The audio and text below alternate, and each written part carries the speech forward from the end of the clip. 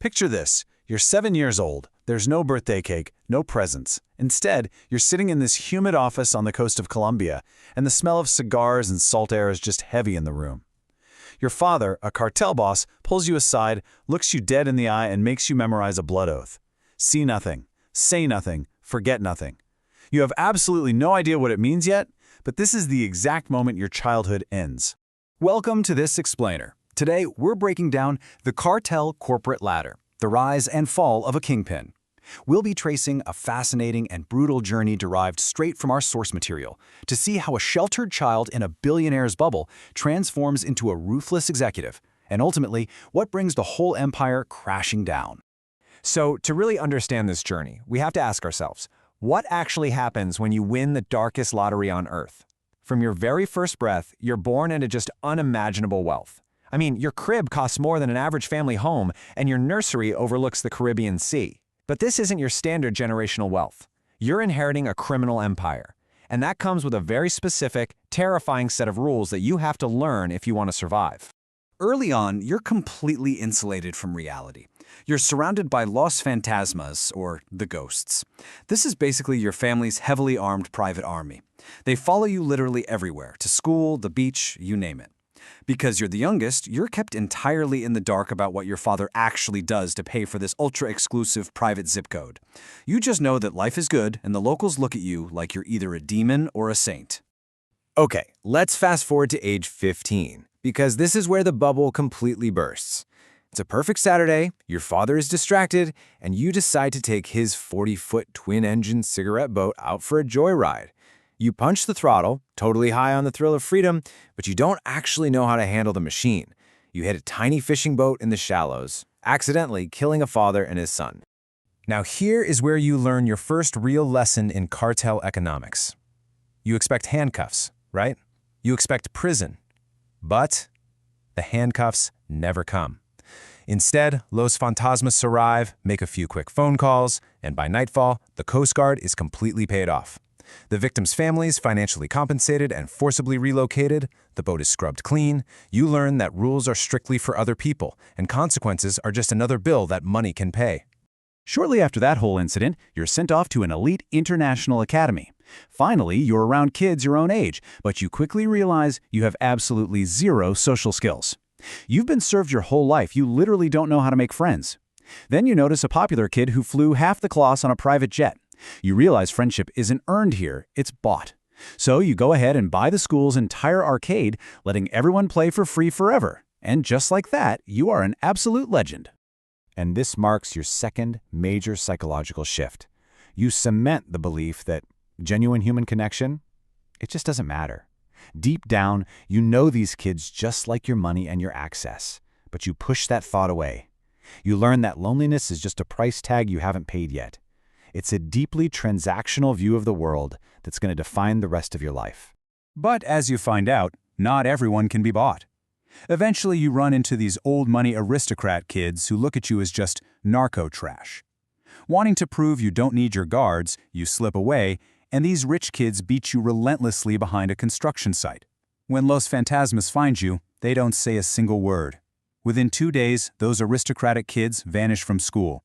2 are crippled, 1 needs facial reconstruction, and the 4th is never seen again. That very weekend, the parents of those old money families, people who have literally looked down on your family for generations, show up at your estate. Watching these wealthy, connected adults kneel on your father's living room floor, sobbing, trembling, and begging for forgiveness teaches you the ultimate lesson. You realize that any idiot can have cash, but wielding absolute terror, that is real, intoxicating power. You swear you never want to feel weak again. After that, you drop out of school immediately to enter the family business. Your father slides your grandfather's machete across his desk. It's time to start from the mud up. First up, collections. Here you learn that terror is just simple economics, supply and demand. Next is logistics, managing jungle airstrips and buying off the police force. Finally, you move to enforcement, stepping right into the violent reality of the empire. At 18, the training wheels officially come off. You're handed that mother-of-pearl machete to execute a thief who stole from a shipment. Your hands shake for sure, but you do it. And honestly, the most terrifying part? Afterward, you don't feel a shred of guilt. Instead, you feel a massive surge of absolute power. You have officially graduated from the University of Violence and you finally feel like you belong. But, stability in this world is a complete illusion. The inevitable finally arrives on a random Tuesday morning. Your father's convoy is ambushed on a mountain highway by a rival cartel known as the Northerners. They don't just kill him, they make a gruesome statement, returning him to your family in separate boxes. Suddenly, the empire is bleeding, and a massive power vacuum opens up instantly. Now, the biggest threat here isn't the rival cartel. It's your own blood. You immediately launch into a ruthless 6-month family succession war. In 2 months, you tip off the DEA to eliminate your cousin. At 4 months, your uncle dies in a car bomb. And by month 6, you invite your older brother to a peace summit and have him assassinated before he even reaches the door. Basically, you treat your own relatives like hostile corporate takeovers. You quickly learn that in this specific industry, succession is never simply inherited, it's violently taken. By Christmas, you're the last man standing. You sit down in your father's chair, breathing in his lingering cologne. You are El Jefe, the boss of bosses. The price of the crown was becoming a monster, and honestly, you're entirely proud of it. So this kicks off your golden age. For a decade, your empire spans 3 whole countries. You don't even count money anymore, you weigh it. Governors literally ask you for permission, and police chiefs eagerly attend your parties. You build hospitals and churches, playing the local Robin Hood. The newspapers are calling you untouchable. You start to really believe your own mythology. You think you're a god, completely invincible. So you just eagerly fire the advisors who try to warn you about emerging threats. But here is exactly where the business model flips, and your own hubris totally blinds you. You failed to adapt. You relied on the old cartel methods: street loyalty, visible violence, intimidation. But a new threat emerges: a modernized Mexican supercartel. They don't use street thugs, they use corporate hackers and MBAs. They run their logistics like a Fortune 500 company.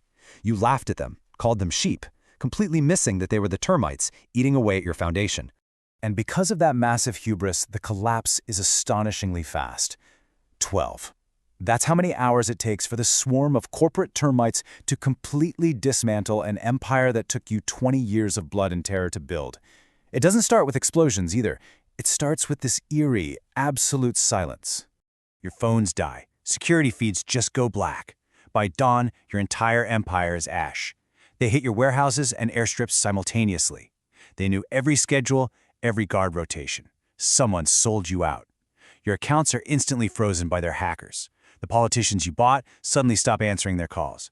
You're forced to flee your burning mansion through service tunnels with nothing but a duffel bag of cash. Running for the coast, you're forced to cut through a slum. And this is where the massive reality check hits. You get cornered by street addicts, junkies who just see a man carrying an expensive bag. Your old instincts kick in. You puff up your chest and shout, "Do you know who I am?" But they don't see a kingpin anymore. They just see a delusional old man in dirty clothes. They literally laugh in your face.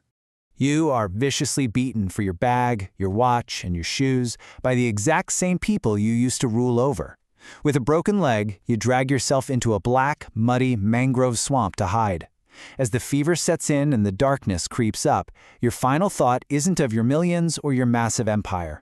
It's the memory of your father's disappointed face when you were 7 years old, unable to perfectly recite that blood oath.